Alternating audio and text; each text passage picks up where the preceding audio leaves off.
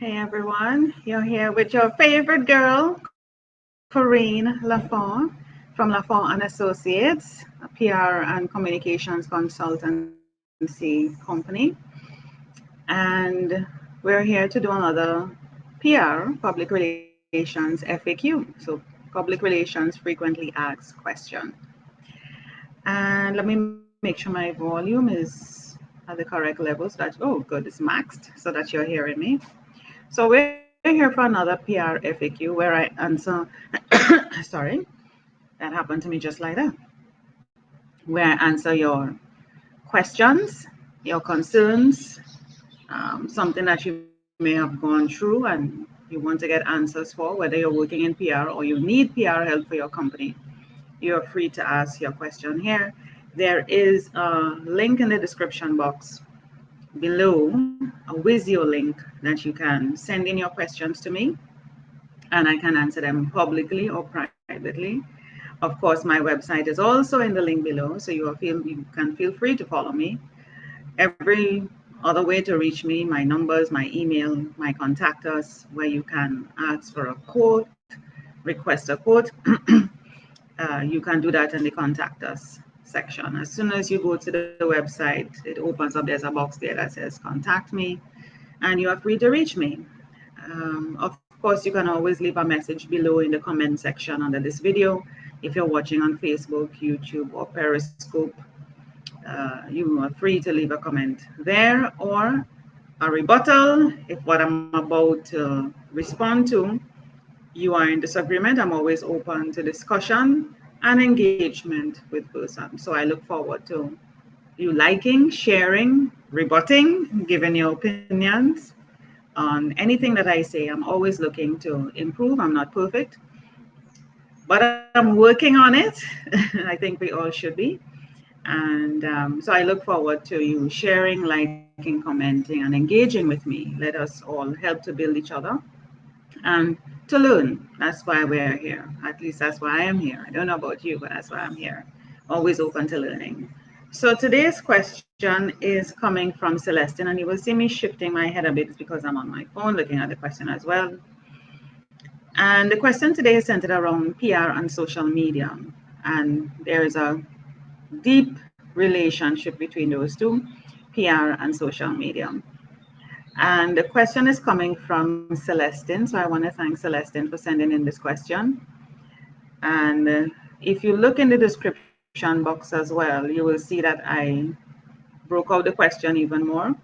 And she wanted to know what should be her thought process when deciding to use a social media platform to promote a product or service or to promote her product or service. Let me read that question again.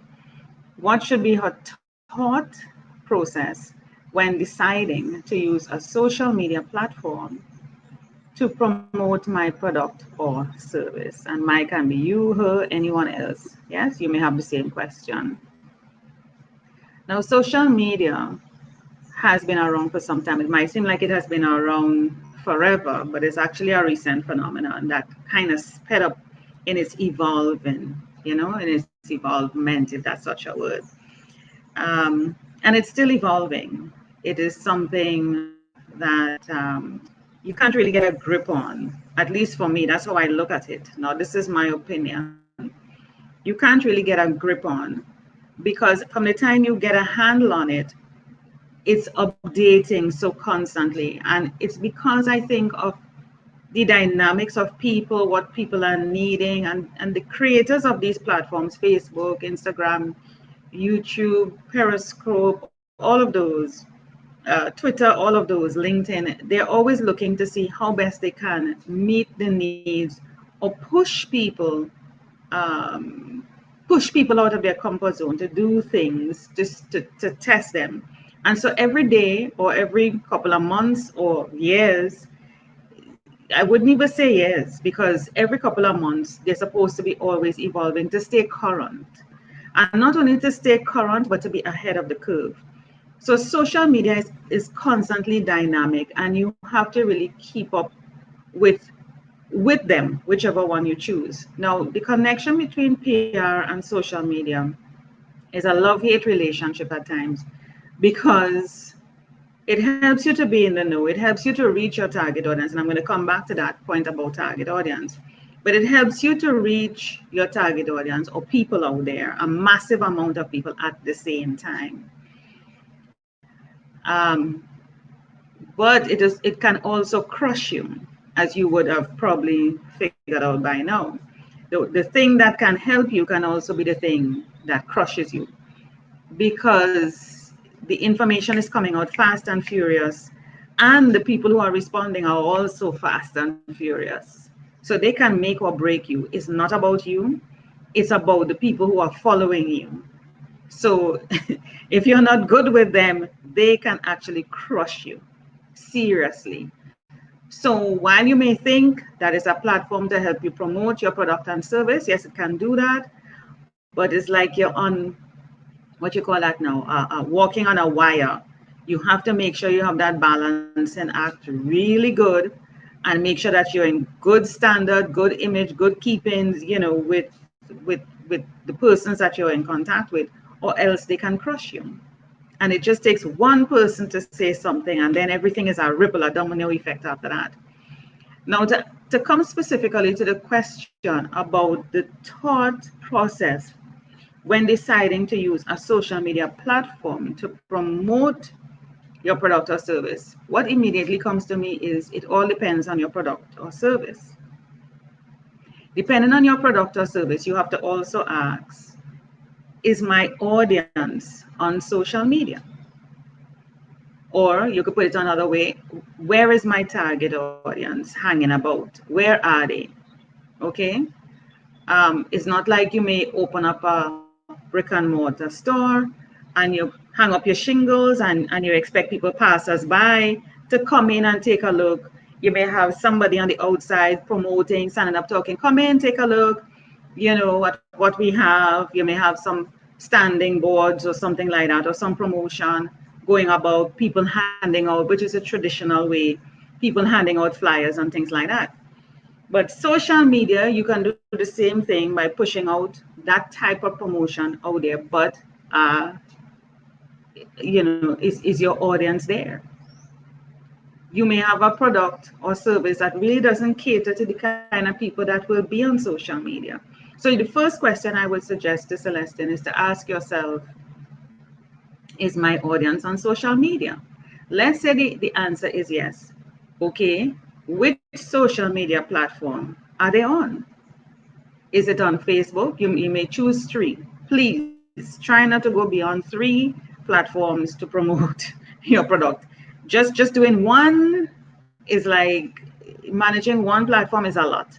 So choose the top 3. If you know for sure, you have discovered through your research and that type of thing, due diligence, that your audience is there. You have to first get that out of the way. Is my audience there? If the answer is yes, okay, which are the top 3? Is it Facebook? Is it LinkedIn? Is it Instagram? Is it Pinterest? Is it what? You have to find out where they're hanging out based on their demographics, their income, their lifestyle, the type of job they hold, their personalities. So you're looking at the socio-demographics, you're looking at all the different types of demographics to see where they may be, where they're hanging out. And insights on all of these platforms will give you an idea what type of audience is following you. So you have to go into the insights, the analytics on the Facebook, the LinkedIn, Twitter, all of those will give you analytics. And there are also, what you call that now, social media management platforms that can also provide analytics. If you're doing Hootsuite or probably MailChimp and all of that, there are platforms where you can manage all your social media in one place, and it can give you the analytics. So Buffer, Hootsuite, I can't remember any other at this point in time, but when it comes to me, I'll mention it, or I'll put it in the links below. But you have to know which are the top 3 to focus on. So the first question, if I'm promoting my product or service, what is my product or service? who is my target audience that I'm targeting this product or service to, and are they hanging out on social media? Now, if you have a sort of product that is targeting a younger crowd, obviously Instagram will be one of the main places to go. It may not necessarily be LinkedIn, but I would suggest LinkedIn to be one of your top three, no matter what your audience demographic is, because as a professional community where persons can really, you can network and delve more into your audience. So LinkedIn will definitely be one. Instagram will definitely be one if it's a younger audience. And you can maybe choose Facebook or some other. Facebook tends to be a sort of there are young people there on it, yes. So you have to look at the age group. You find a lot of, it's a sort of middle ground. It's not really old, not too young, professionals, yet, young people who like to post their selfies and things like that. So it's a good combination. So Facebook, LinkedIn, and most likely Instagram will be the top three I would suggest if your audience is on social media. If they are not, stick with what you have been using. If you haven't, or if it's a new product, stick with traditional methods. It may be just giving out a flyer. It may be doing some community promo, walking around your community, just trying to reach people, direct marketing. It may be setting up some stuff in a supermarket or going out in bookstores and setting up a little kiosk there where you can actually engage and find out. And even those might be an initial test for you to understand who your target audience is if you don't know, and to get an idea. So you start off with the traditional to test the market. And of course, while you're doing that, you're collecting information. So you're getting an idea. Are you on Facebook? Are you on so and so? Would you be willing to submit your name? We can share stuff with you. So you're collecting names and email addresses and things like that to be able to follow up. You get feedback on the product or service at the same time. So you're doing a little market research, and at the same time, you're collecting information to know where the majority of your target audience is hanging. So get to understand who your target market. Everything is centered around your target audience. Now you may have people always think that a target audience is about one segment of the market, just focus on that. But you can have a primary, secondary, and tertiary audience. And you decide that based on the type of market that you have. So the primary will be the ones who are the top in the list. Just like how you would have 3 platforms that you would choose for social media, it's the same thing with segmentation. Three tiers. So it could be based on income, it could be based on a number of other things. So you may say the persons who will spend with you, ranging from $10,000 to $100,000, they would be a primary. Secondary might be a little lower than that, and of course, tertiary will be a little lower than that. So you decide based on a certain variables, how you're going to be segmenting your primary, secondary, and tertiary market. Don't discount people in the sense of, okay, I have somebody in a tertiary market who is spending less. No, those persons can be converted to a secondary and even moved up to a primary market. People who are in the primary right now, or who was in the primary, given the pandemic, may end up being in the tertiary right now, temporarily, and you just keep, they're shifting from one level to the next. You just have to keep massaging and continually building that relationship, and most importantly, offering value all the time. So the third process is coming back again. If you have to promote a product or service on social media, I'm just trying to come back to the question. If you were to promote a product or service, first you have to understand your product, you have to understand your service. Who is it meant for? Are those people who you think it is meant for in using social media? And if they are, which social media platforms? Choose 3, one of which must be LinkedIn, because it's a professional community and you can network and build relationships there. And of course, get out to a global market and build credibility on LinkedIn.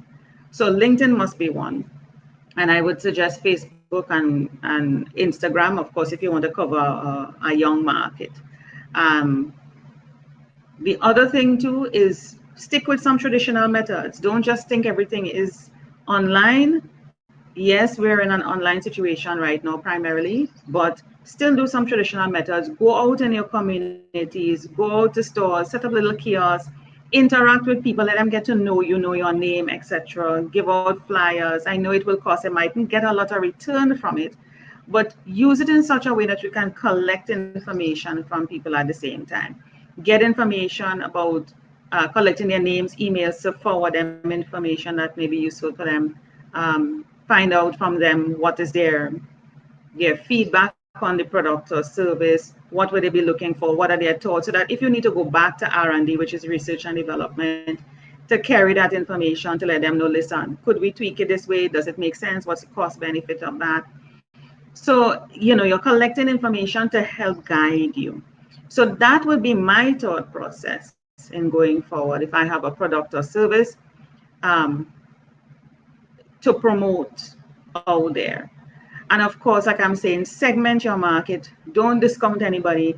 Sometimes you may get persons that you never thought of would have been interested in your product or service, and you can put them in your tertiary, and you can decide which variables you can use to decide how you're going to segment it. Maybe income is a very good one. It may be income, it may be location, I don't know. So income is a good one because you can always put a range, 10,000 to 100,000. They're in the primary, a little lower, secondary, a little lower, tertiary.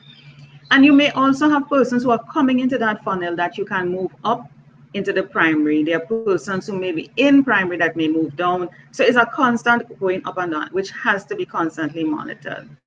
So analytics, your insights, using a lot of Google Analytics that is out there to help you track and see what's going on.